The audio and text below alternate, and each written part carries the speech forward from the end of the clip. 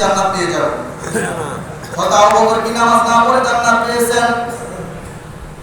আবু বকর কি নামাজ না পড়ে জান্নাত পেয়েছেন? ওমর কি নামাজ না পড়ে জান্নাত পেয়েছেন? শুধু নামাজ পড়েন নাই, তারা শুধু নামাজকে পড়েন নাই, নামাজকে বাস্তবায়ন করেছেন। শুধু বাস্তবায়ন করেন নাই, নামাজের দাওয়াত দিয়েছেন, ইমানের দাওয়াত দিয়েছেন, ইমানকে নিজের জীবন বাস্তবায়ন করেছেন এবং আলেওয়াদের মধ্যেও বাস্তবায়ন করেছিলেন। ওমর ফারুক এমন একজন ব্যক্তি যার কাছে নিজের সন্তানও বিচার থেকে রেহাই পায়নি।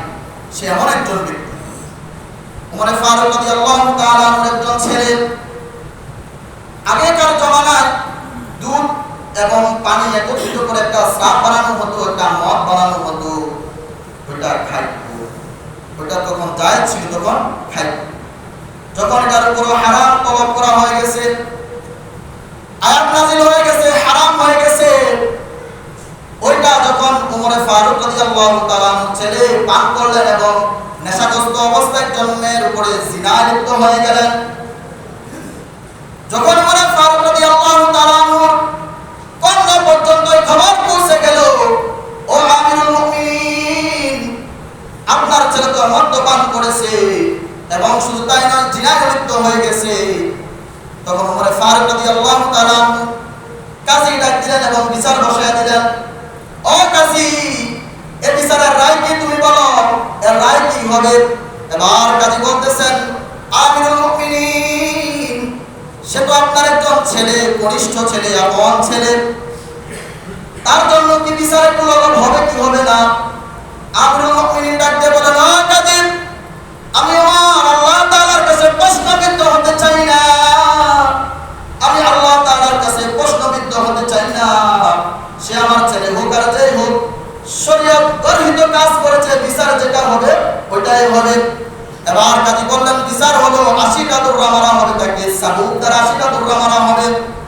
আমিরুল মুমিনিন বললেন, ও সাহাবী, তাকে 80টা দৌড়া মারা। এবার যখন সাহাবী কাজী বিচার করার জন্য তাকে দৌড়া মারতে গেল, কাজী ভাবলো যে আমিরুল মুমিনিনের ছেলে, খেলাফতের ছেলে, খেলাফতুল মুসলিমিনের ছেলে, একটু কষ্টে চাবুকটা মারে। ওমর ফারুক ডাকতে বলে, ও কাজী, তুমি কি চাবুক মারো, এই আঘাত দ্বারা হবে না। তখন ওমর ফারুক নিজের হাতে চাবুকটা নিয়ে নিলেন এবং নিজের দেহের মধ্যে যতটুকু শক্তি আছে, শক্তি দ্বারা যখন ওই ছেলের উপরে আঘাত করলেন, 30টা চাবুক মারার পরে ছেলেটার জাগাত পান হারায় মৃত্যুবরণ করলেন এবং তাকে জানাজা দিলেন। মাটির নিচে যখন তাকে দাফন করা হলো, আরো যখন 50টা দৌড়া মারা বাকি ছিল, ওই কবরের উপরে আমিরুল মুমিনিন 50টা দৌড়া মেরে 80টা দৌড়া সমান করলেন এবং আল্লাহ তাআলাকে ডাকতে বলেন, আল্লাহ, কিয়ামতের মাঠে আমি ওমরকে তুমি প্রশ্নবিদ্ধ করিও না, আমি আমার সন্তানকে রায় যেটা হয়েছে 80টা দৌড়া মারার রায় হয়েছে, 80টা দৌড়াই মারলাম, কিয়ামতের মাঠে আমি আমার ওমরকে তুমি প্রশ্নবিদ্ধ করিও না। কিন্তু তিনার মনেও তো কষ্ট ছিল। তিনি যখন ঘরে গেলেন, যে বালিশে বাচ্চা ঘুমাইতেন, ওই বালিশটাকে ধরে কান্না শুরু করলেন এবং স্ত্রী ডাকতে বললেন, ও আমিরুল মুমিনিন, চাইলে তো আপনি তার বিচারটা একটু সহজ করতে পারতেন, আমি চাইলে সহজ করতে পারতাম, কিন্তু কিয়ামতের মাঠে আল্লাহ তাআলা বিচারটা আরো কঠিন করে করতেন। ওই কঠিন বিচার থেকে আমি আমার ছেলেকে কি করলাম, হেফাজত করে দিলাম। বলে সুবহানাল্লাহ। এজন্য প্রিয় হাজিরিন, জান্নাত এত সহজ নয়, আবার কঠিনও নয়। জান্নাত এত সহজ নয়, আবার কঠিনও নয়। যদি আমরা কঠিন বানাই তাহলে কঠিন, আর যদি আমরা সহজ বানাই তাহলে সহজ। এজন্য প্রিয় ভাইয়েরা আমার, নামাজ পড়া লাগবে। জান্নাতে যাইতে হলে নামাজ পড়া লাগবে। মিফতাহুল জান্নাতিস সালাহ, নামাজ হলো জান্নাতের চাবি। নামাজ হলো জান্নাতের চাবি। এখন আপনি নামাজ পড়েন না, আপনি কিভাবে জান্নাতে যাবেন? এটা শুধুমাত্র আপনিই জানেন। এটা শুধুমাত্র আপনিই জানেন। তওবা করার সময় তো একটা নির্ধারণ করা আছে। তওবার সময়টা যদি না পান, তাহলে কি নিয়ে আল্লাহ তাআলার সামনে দাঁড়াবেন? কোন আমলটা নিয়ে আল্লাহ তাআলার সামনে দাঁড়াবেন? ঈদের দিন যখন ঘোষণা হলো যে আমিরুল মুমিনিন ওমর ফারুক রাদিয়াল্লাহু তাআলা জান্নাতের দ্বিতীয় একজন সাহাবী, বলি সুবহানাল্লাহ, জান্নাত প্রাপ্ত দ্বিতীয় একজন সাহাবী, তখন তিনি এই খুশখবর তিনাকে পৌঁছানোর জন্য সাহাবীরা পাগল হয়ে তিনাকে খুঁজতেছে, কিন্তু নাকি খুঁজে পায় না। তখন খুঁজতে খুঁজতে দেখা যায় উনি কবরের পাড়ে গিয়ে দাঁড়ায় যে আফসোস যে কবর আমার জন্য যে কেমন কঠিন হয়ে দাঁড়ায়। সেও কিন্তু একজন জান্নাত প্রাপ্ত সাহাবী, যে কবর আমার জন্য যে কত কঠিন হয়ে দাঁড়ায়, এই কবরের হিসাব নিকাশ যে আমার জন্য কত কঠিন হয়। প্রিয় হাজিরিন, আমাদের কবরটা কেমন হবে চিন্তা করছেন? ইনারা যে জান্নাত প্রাপ্ত সাহাবী হওয়ার পরেও কবরের পাশে গেলে চোখের পানি ধরে রাখতে পারেন নাই, চোখের নিচে গর্ত হয়ে গেছে কান্না করতে করতে। তাহলে আমাদের কি পরিমাণ কান্না করা উচিত, কি পরিমাণ আল্লাহ তাআলাকে ডাকা উচিত? জান্নাত কে তো সহজে চলে আসবে। আমাদের ঈমান কি তাদের ঈমানের মতো মজবুত? কথা কয় না, আমাদের ঈমান কি তাদের ঈমানের মতো মজবুত? তারা যুদ্ধের ময়দানে গেছেন, তীর খেয়েছেন, তারপর নামাজ ছাড়েন নাই, ঈমান ছাড়েন নাই, হাত কাটা গেছে, পাও কাটা গেছে, তারপরও তারা ঈমানকে বুলন্দ করে রেখেছেন, ঈমান ছাড়েন নাই। কিন্তু এখন যদি আমাদেরকে বলা হয় যে এই ঈমান রক্ষা করার জন্য, এই কোরআনকে বাস্তবায়ন করার জন্য যুদ্ধের ময়দানে যেতে হবে, আমরা কয়জনে প্রস্তুত থাকবো বলেন তো দেখি?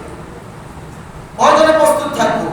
কিন্তু তিনারা তো আমাদের জন্য, নবীর উম্মতের জন্য জীবন দিয়ে গেলেন শুধু ইসলামকে, এই দ্বীনকে বাস্তবায়ন রাখার জন্য। কিন্তু আমরা কতটুকু দিন আর কতটুকু ইসলাম আমাদের মধ্যে আমরা বাস্তবায়ন করব? কতটুকু দিন কতটুকু ইসলাম বাস্তবায়ন করব?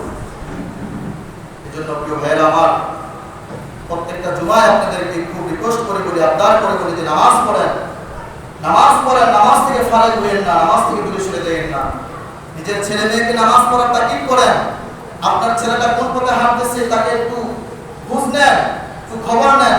কেননা কিয়ামতের মাঠে যখন আপনার সন্তানের বিচারের সম্মুখীন হবে, তখন আপনার সন্তান আল্লাহ তাআলাকে ডাকতে হবে, আল্লাহ আমার বিচার তো নিবেন, সমস্যা না, আগে আমার আব্বা আম্মাকে আমার সামনে নিয়ে আসেন।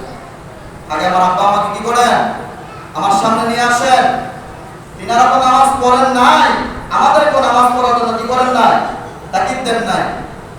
তিনারা তো ঈমানের পথে চলেন নাই, আমাদেরকে ঈমানের পথে চলার জন্য তাকিদ দেয় নাই। তিনারা তো জামাতের সহিত মসজিদে গিয়ে নামাজ পড়ে নাই, আমাদেরকে সাথে করে মসজিদে নিয়ে যায় নাই। ওই কোনদিন তো আমার আব্বাকে দেখলাম না যে আজকে নামাজ না পড়ার কারণে তো ঘরে খাবার বন্ধ করে দিলাম, এরকম তো কোনদিন দেখলাম না। তখন আপনার সন্তান আপনার ঘরে বাড়াতি আপনাকে জাহান্নামে ফেলাইয়ে তারপরে সে জাহান্নামে যাবে। প্রিয় হাজিরিন, যত কিছুই করেন না কেন, দুনিয়াতে বাঁচতে হলে অবশ্যই রিজিকের প্রয়োজন আছে, খাবারের প্রয়োজন আছে, অবশ্যই রিজিকের তাগিদে আপনাকে ঘুরতে হবে। কিন্তু আল্লাহ তাআলা আপনাকে এটা বলেন নাই যে তুমি সারাক্ষণ মসজিদে থাকো, এটাও বলেন না।